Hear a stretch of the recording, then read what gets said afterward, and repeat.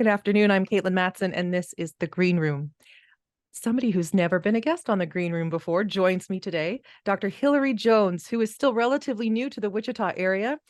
She comes as the professor of flute at Wichita State and also the new principal flautist of the Wichita Symphony. Dr. Jones is preparing with the Wichita State University Symphony Orchestra to prepare their first concert of the season next Thursday.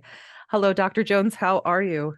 Hi there. Thank you so much for having me on the show. We're so grateful you're here, and it's wonderful to meet you. First of all, brand new to Wichita, just a few months. When did you arrive? Yeah, so I was very lucky to start this position in January of last year. And the community has been so welcoming here. Everyone has been extremely friendly and very eager to work with me, which has been a great joy. So I'm very happy to be here and really excited to present this first concert with Dr. Laycock and the WSU Symphony. And what are you performing with the symphony? So I will be performing Francois Born's Carmen Fantasy for flute and orchestra. There's also a version of it as a solo piece for flute and piano. But of course, since I'm accompanied by the lovely WSU Orchestra, we will be doing that version. Dr. Laycock also joins us. Hello. Good afternoon. Good to see everyone. Very first concert of the season. You are off and running your first semester here at Wichita State University. I mean, not personally your first semester. How many years have you been at the university, Dr. Laycock? I'm pretty sure this is my 18th year. 18 years. Yeah. Is it ever any less exciting when I was checking the fall if they changed the locks? Oh. You know, they're sending a message, but the key still worked in August, and so one more year. We'll make they renewed my contract again. Yippee skippy, my key still works. 18 years, 18 seasons of planning repertoire and this wonderful tradition of highlighting faculty artists like Dr. Jones. It's one of my most favorite things. We particularly try to highlight faculty that are new to WSU.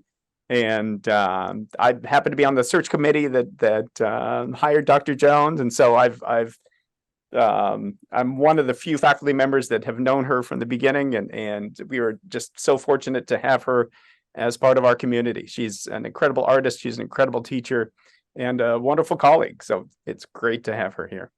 Next Thursday, September the 21st at 7:30 in Miller Concert Hall. What's on the program? Well, in addition to the Born, we have a piece by Dr. Dean Roush, so one of our faculty composers. And this is a piece he actually wrote for the orchestra 12 years ago called Ars Poetica. And it's based on a poem written by a cousin of his, about a 10-minute piece. We're putting it, I wouldn't necessarily call it an overture, but we're putting it first in the program. It's a bit of a theme and variations, but it's a wonderful, wonderful piece. Dr. Roush is a consummate artist, a real craftsman with orchestral color, and we're really having a wonderful time. And he's been at every rehearsal, so he's advising us as we go, giving insights to the students and to me.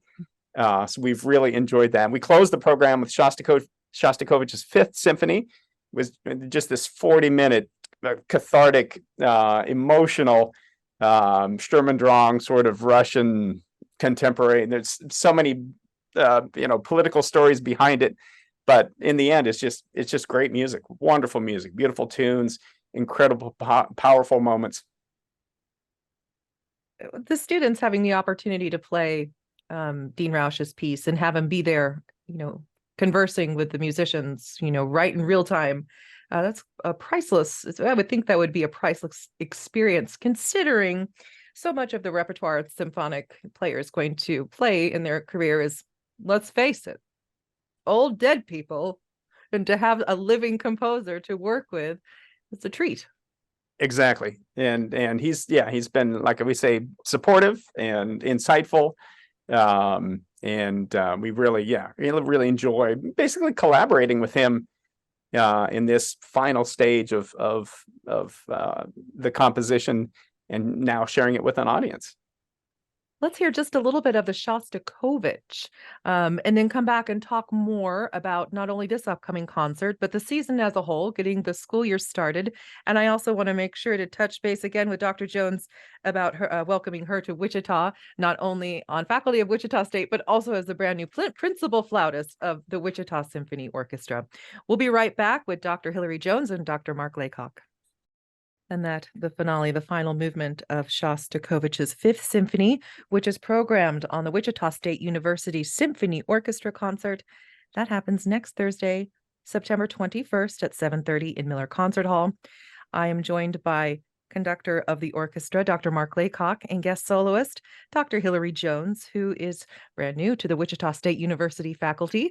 She joined WSU last January as their flute professor, and also at that time joined the Wichita Symphony Orchestra as principal flautist. Congratulations on your assignment, first of all. Thank you. You came from New York, Mhm. and now you're in Wichita, Kansas. Yes. And those of us who have been around here a while say, oh, you're welcome. As we sit here relaxing on the prairie. But honestly, it's a big culture change and probably a big shift in day-to-day living. And I would love to hear some impressions from you of your first 9 months here. Sure.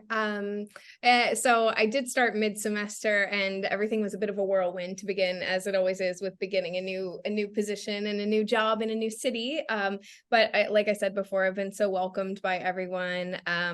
Definitely an adjustment, getting used to having actually less on my plate while I'm here. As I was a freelancer in New York City for years, and I do continue to travel there to perform concerts and travel also to the West Coast to teach and perform.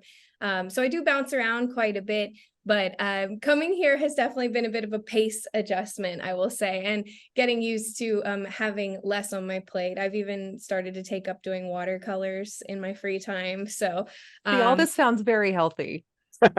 yeah, I think it can be. I think it can be. It's good for an artistic type to have a little bit more freedom to let your mind wander, I think. Yes. The concert next week. We just heard part of Shostakovich's iconic Fifth Symphony. And Dr. Laycock, we don't have enough time to really even touch the surface of this particular work or Shostakovich's politics and just what a pivotal figure he was in history. But if you were forced to give a 60-second mini history lesson to help enhance the listener, what would you say about it? Well, I'm reluctant to talk about the music. You know me.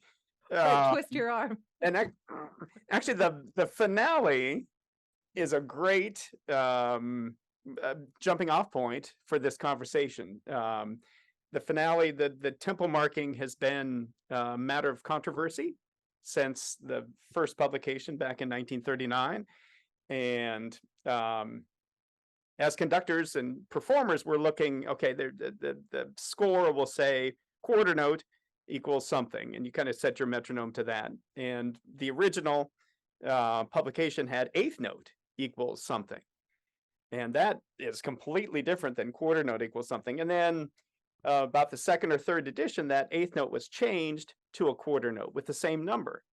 And that makes that, huge, basically twice as fast. And so with all of the political intrigue behind this piece, we're wondering, what does Shostakovich really want? And the piece was written as an apology for the previous opera that he wrote that supposedly offended Stalin.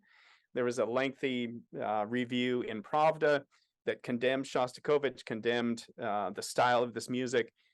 And this is a point in Soviet history where you literally are fearful for your life if you do not bow to the authorities and to what they consider to be music for the masses. And so Shostakovich, our modern take is that Shostakovich did that.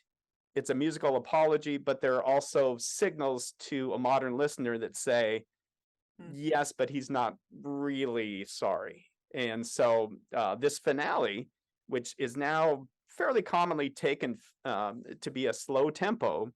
Yes, there's a rejoicing, but it's been referred to as forced rejoicing, that there's this triumph, but it's an empty triumph because of just the oppression under which Shostakovich suffered. Ah, fascinating. Now, the Carmen Fantasy that Dr. Jones, Hilary, you are playing with the orchestra, it's a showpiece. Is this something that would typically be done almost as an encore? It just is it fireworks? Are you showing off for everybody? Yeah, absolutely. This is really a, technical tour de force based on the themes of the Carmen opera by Georges Bizet. And so you'll hear a lot of familiar themes. You'll hear Carmen's famous aria, the habanera theme. You'll hear the fate knocking at the door theme. So there's a lot of fun and familiar music for those who are familiar with the Bizet opera and with Bizet style in general. But Francois Born takes the music in a different direction and basically brings the flute through every possible key, every possible articulation.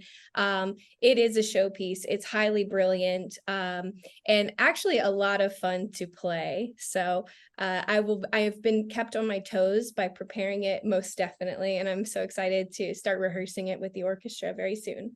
And the evening begins with a piece by composer Dean Rausch, who was on faculty. Is this Dr. Rausch's final year? Did I hear that? That is correct. Oh my goodness. So like I say, we're bringing back a piece that he composed about 10 years ago. And in February, we are premiering a brand new piece. He's already titled it Labyrinth. And so we are privileged to be able to bring to the audience a brand new Dr. Rausch piece in just a few months. All right, Dr. Laycock, the details, where, when, tickets? Thursday, September 21st. We're at Miller Concert Hall in the Dirksen Fine Arts Center. Concert begins at 7:30 p.m. Get there a little bit early if you don't have tickets. Tickets are available at the WSU Fine Arts box office. And there's a website. I would just take care of things in advance because sometimes the line does get a little bit long right before the concert. So wichita.edu/fine arts box office will get you to the website. wichita.edu/fine arts box office for tickets for next Thursday night's concert of the Wichita State University Symphony Orchestra, featuring guest artist Dr. Hilary Jones and the work of Dr. Dean Rausch, and then Shostakovich, of course. Thank you both so much for joining us, and come back anytime. Make sure you let us know everything that you're up to. And Dr. Jones, enjoy the beginning of the symphony season as the Wichita Symphony starts performing around the area. I think Botanica Gardens is coming up. That's right. Just in a few weeks. Wonderful. Have a good concert. Thank you, Caitlin. So much. Thank you.